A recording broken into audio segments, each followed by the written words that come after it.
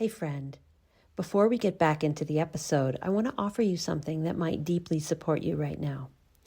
If you've been feeling stretched thin, if you're carrying that familiar fundraising anxiety, or if you're craving a moment to step out of the pressure and reconnect to yourself, I'd love to invite you into a Brave and Balanced breakthrough session. This is a live one-on-one coaching session tailored specifically to you. As a certified coach and former fundraiser, I work with you beneath the level of surface level mindset tools into the somatic and emotional patterns that shape how you show up, what you believe is possible, and ultimately the results you create. Most fundraisers walk away from this session feeling clearer, steadier, and more able to raise money with ease and freedom. Not because they changed their strategy, but because they got out of their own way and reconnected to their internal source of strength. Right now, this session is $97, and the price will be going up in the coming months. So if you've been thinking, I should do this at some point, let this be your gentle nudge to take action. You can book your session through the link in the show notes, and if something in you feels pulled toward this, trust it. That inner tug is your wisdom speaking. All right, let's get back into the episode. Welcome to the Brave and Balanced Fundraiser, the podcast I wish I'd had during my 15 years as a professional fundraiser. I'm your host, Erin McQuaid-Wright. This is your space to breathe, realign, and reconnect with the part of you that chose this work for a reason. Together, we'll explore tools and practices that help you show up less stressed and spread thin, and more grounded, brave, and on purpose. I'm so glad you're here. Let's get started.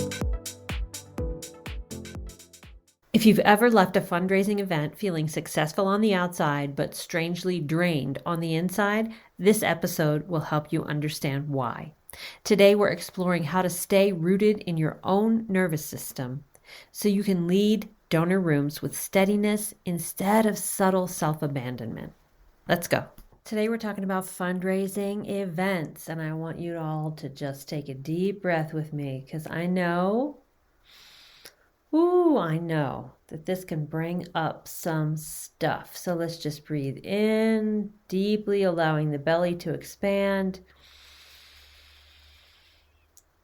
And open your mouth in a sigh and let the exhale out. Fundraising events are stimulating. There's lighting, there's noise, there's music, there's alcohol, there's social hierarchies, name tags, power dynamics, expectations, board members, staff members.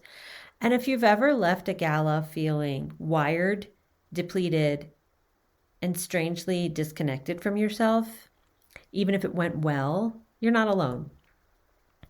Today, we're talking about how to hold on to your own energy at fundraising events, how to stay in your body, how to stop self-abandoning in high-dollar rooms, because your power position is not in someone else's space. It's in your own. And if you're somebody who's highly empathetic, intuitive, or sensitive to other people's emotional states, this episode may land deeply for you because nothing is wrong with you. Your nervous system just may be working overtime. There's a term that was coined by psychologist Erin, and it's the highly sensitive person, or HSP. Highly sensitive person. It describes people whose nervous systems process sensory and emotional input more deeply. This is not a fragility, it's a depth of processing. And many fundraisers fall into this category, and I know I certainly do. So why is that? Fundraising attracts empathic people, relationally attuned people, meaning makers, and emotionally intelligent leaders. At an event, an HSP nervous system is tracking who looks comfortable, who looks tense, Who holds power? Who feels left out? If there's been a tone shift, micro expressions, sound levels, lighting, spatial dynamics, that is a massive amount of input on your senses. So your body may do one of two things. It might overactivate or it might subtly shut down. And overactivation can look like talking faster, scanning constantly, laughing quickly, ha ha ha, ha, moving toward powerful people and watching for where they are in the room. And shut down might look like smiling, but not with your eyes, not being fully present. It might look like numbness, dissociation, like I don't even know where I just was, like I wasn't in my body, or feeling foggy afterward. And neither is wrong. Activation and shutdown are both adaptations. But neither of these is your power position.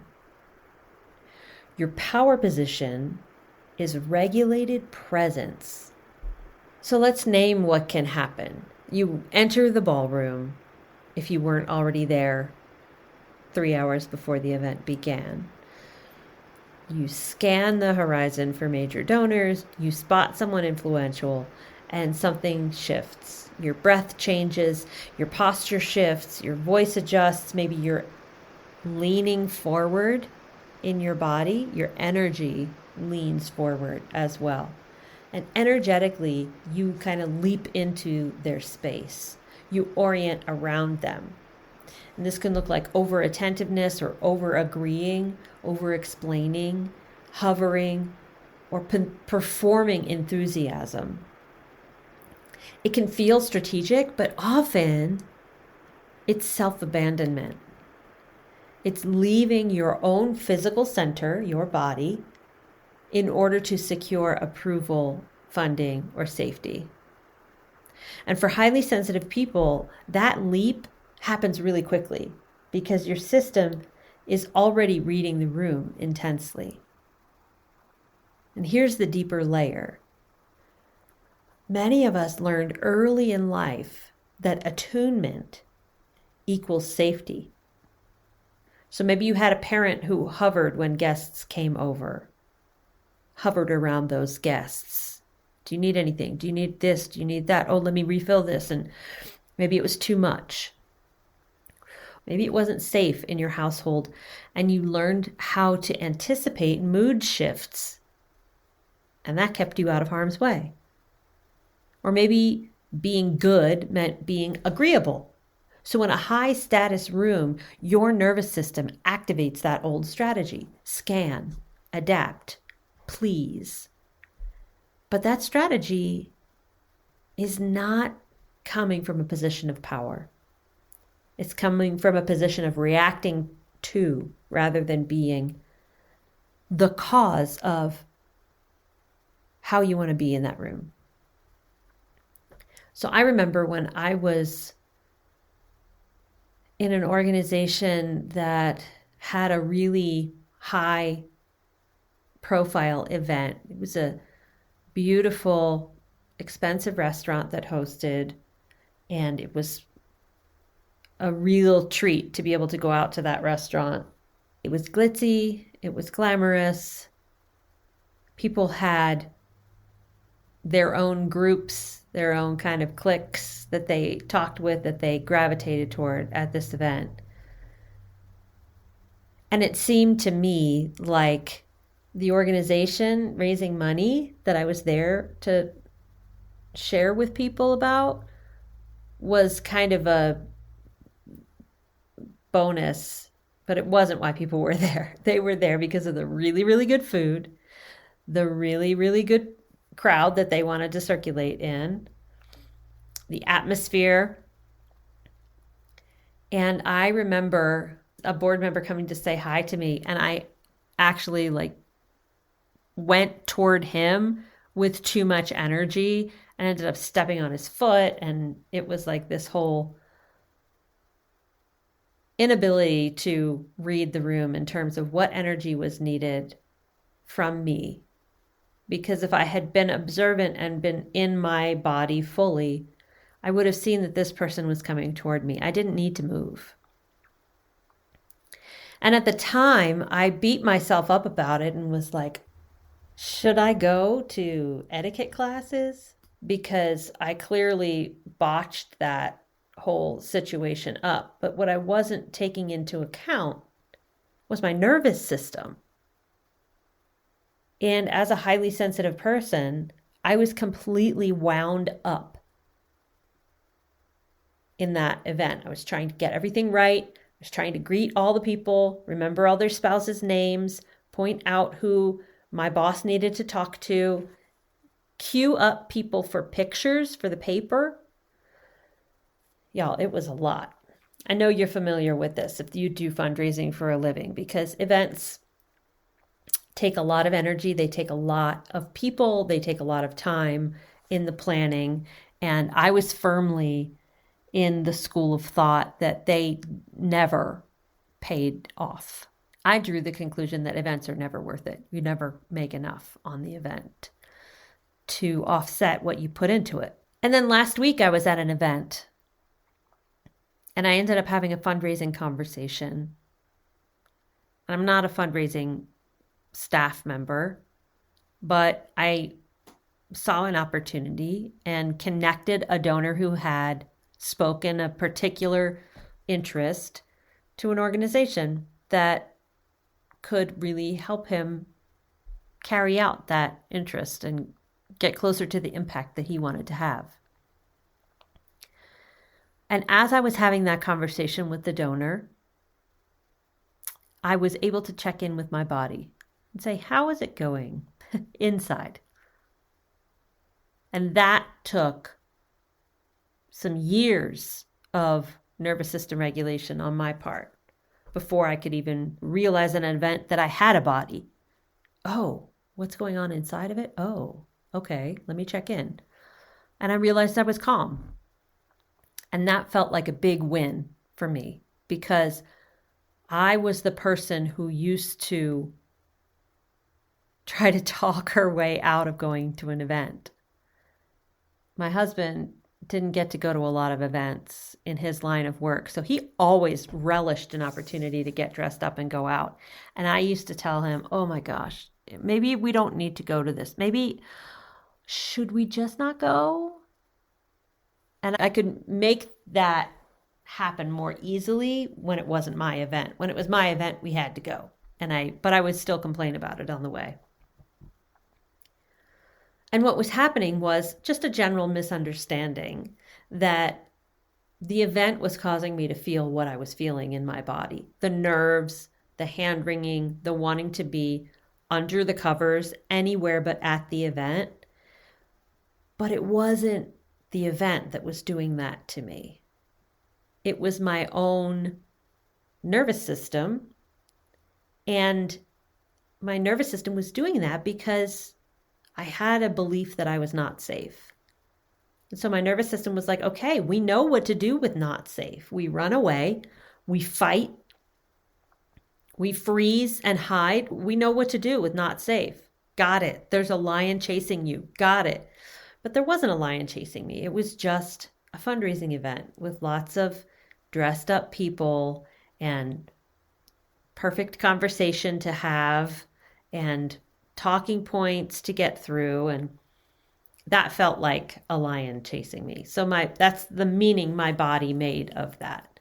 And it didn't feel like a safe place to be in my body. So it was really nice to see at this event that I went to last week that I was able to talk about a fundraising conversation.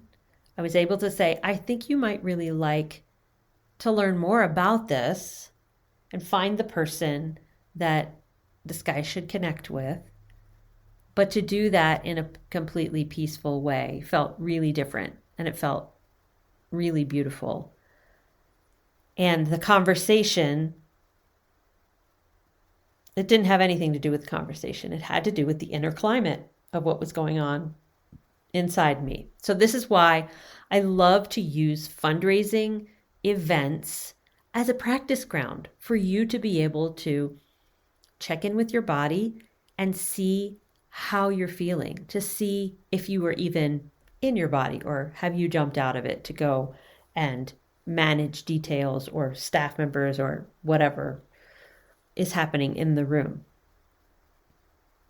And guess what? Even if you are jumping out of your body to go and manage if there's enough food left and who is not wearing their name tag and who's talking to who and who's about to leave, and we got to catch them before they go so that we can set up that meeting or whatever.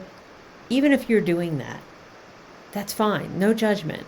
It's just good to notice. And what I am suggesting in this conversation is that the ability to notice what is happening on the inside of us during a high stakes event like a fundraising event is in itself building the muscle of presence, is in itself building the muscle of returning to our body. So even catching ourselves in the messy middle and saying, well, that didn't go great, I was totally dissociated or whatever, using that as an opportunity to come back is the medicine itself. It's a win. And I'm celebrating you if you're able to do any amount of it during your donor event. So the contrast is really being able to see what conversations need to be moved toward you instead of feeling like you need to leap into those conversations. It's nuanced. But when I stopped chasing energy in the room started orienting toward me. So I want to offer you a reframe about what makes staying in your own body the power position. The donor is not the source. You are not small. The mission is not fragile. Your power position is not in leaping into someone else's space. It's in your own body. And when you stay in your body, your voice slows, your eyes soften, your movements ground, and your nervous system co-regulates with the people around you. And here's something important. Donors do not want frantic energy. They want steadiness. Steadiness communicates we are capable, we're thoughtful, we are not desperate, we are here. But I would say that for highly sensitive persons, HSPs especially, grounding is not optional. It's leadership hygiene. People pleasing feels strategic, but presence is strategic. So I want to give you a practice that you can do at your next fundraising event while you're standing in the room, or if you want to do this in what my coach calls the toilet temple, you can go to the toilet temple and do this practice to come back to yourself. So I want us to practice it together. As long as you're not driving, I want you to lengthen your spine, whether you're standing or sitting. Be as tall as you can. And take a breath. Feel your feet inside your shoes or on the ground, and press your toes gently into the ground.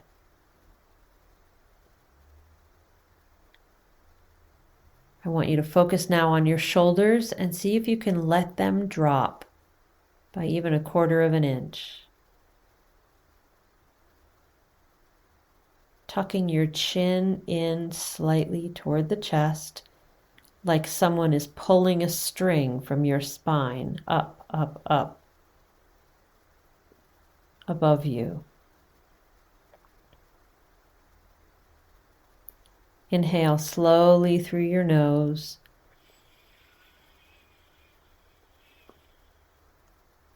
And exhale longer than you inhaled. I want you to silently say to yourself, I am here in my body. And next, I want you to notice one physical sensation. Maybe it's the weight of your name tag, the fabric on your skin, the temperature of the air. And that's it. You just came home to yourself. You didn't even need to leave the room. You didn't even need to abandon the conversation. You left self-abandonment behind by staying with yourself.